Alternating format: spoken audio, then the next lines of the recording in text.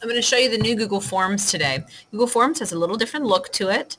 Most of the items are been stretched out and look kind of larger as you're going down through the questions, the font size larger and things like that. On the right-hand side is where you're going to find how to add all the content to your Google form. And the top button, of course, is to add questions. When you choose to add a question, you can choose the question type by selecting on the right-hand side. You can have short answer, paragraph, multiple choice, checkboxes, drop down, a linear scale, multiple choice grid, date and time.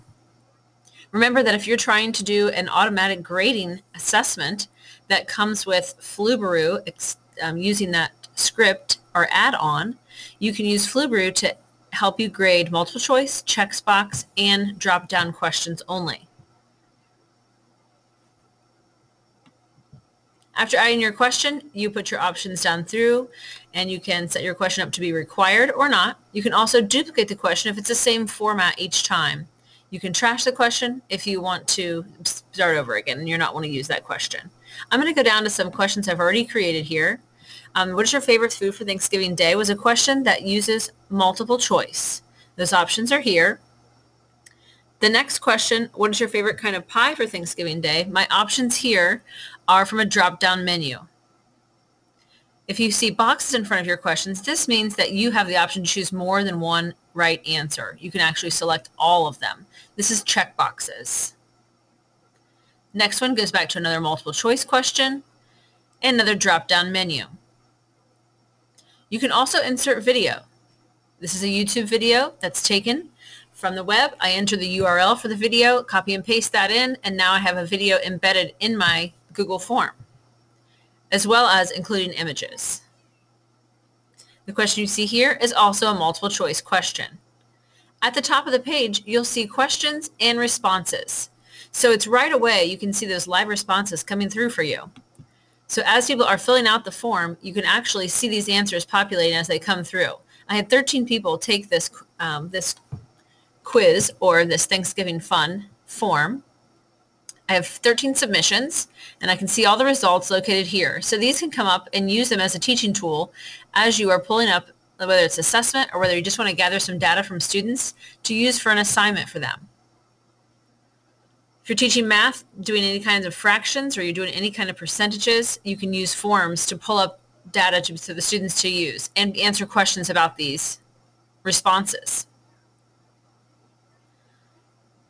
The other option is to go ahead and put these results on a spreadsheet. You don't have to do that with the new forms. They don't automatically populate to a spreadsheet until you create the spreadsheet for this. That's by hitting this plus sign, and it shows you like the icon of a spreadsheet. Before I leave this page, I want to also show you that you are accepting responses. By turning this off, it means no one will ever be able to submit any other responses to this form unless you turn this back on. The three options on the side here, you can select a response destination. Each time you do a form, you can actually have it go to a different spreadsheet. You choose this here. You can actually download the responses right now in a comma separated value, CSV file. Or you can delete all the responses and start over again if you're just using it for the moment or just using it for an exit ticket and you just want to see the overall picture for the students. I'm going to go ahead and hit to create a spreadsheet so you can see what that looks like. It's going to ask me if I want to create a new one or use an existing. Most of the time, I think you are probably going to create a new spreadsheet unless you already have one set up for this. By hitting create, it links the data to the spreadsheet, and all the information that I have seen before in picture form with the graphs and with the percentages is now put into a Google form, a Google spreadsheet.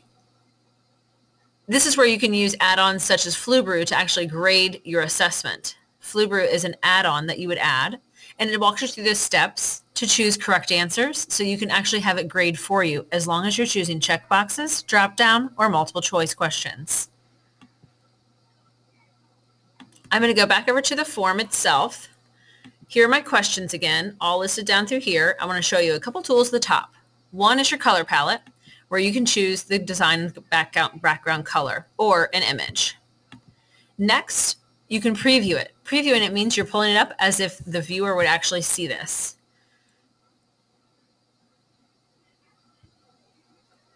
So it looks just like it would for students in the preview mode. I'm going to close out the preview and go back. My third option are settings. Some settings that you can determine are who can respond. You can automatically collect this username from Milford Schools, or you can only allow them to submit one response, which does require them to log in to view the form. When they try again, it will tell them they have already submitted the form. You can also leave a message for respondents. So you can leave a message at the end. Once they've submitted, it will say this message to give your students more directions. After they're done, here's what you should do next. And you can save those there. You can also send your form. By sending it, it means that I can send it via email, I can send the link, or I can embed it. The three options are here. I can also add collaborators. And this is where if you have one or more teachers that are creating a form together. So if you're working together with someone, you would add a collaborator so they can edit this form just as you are editing the form. And then you can send it here. The other options on the right-hand side with the three dots are to make a copy. If you want to copy this whole form for another project or another assignment, you can move it to the trash. You can get a pre-filled link. You can print the form, which is a new feature. We weren't able to print them before. So if you have students that are special needs that need to have a printed copy of an assessment that you've made with forms, you can print that. You can add collaborators from this screen as well as settings tab, or sending, excuse me. And then there's a help center, report a problem, or take a tour. If this is your first time using the Google Forms in general, I would go ahead and take a tour. If this is the first time you're using this new style, you could also feel free to take a tour. It'll take you through. The last option I want to show you is in the lower left corner, and that's the little guy running away. This is the new Google Forms. It will be a permanent thing soon, but they allow you to have some flexibility. You can go back to the old forms. So if you'd like to run away to the old forms, you can press this little guy. He'll take you back, turn your form into the old style, and you can continue to work the old way until Google finally does away with the old style of forms. I hope that you learned some new things about Google Forms today and were able to take a couple features that you would like to use with your students and see how you could use it in the classroom. Thanks for watching.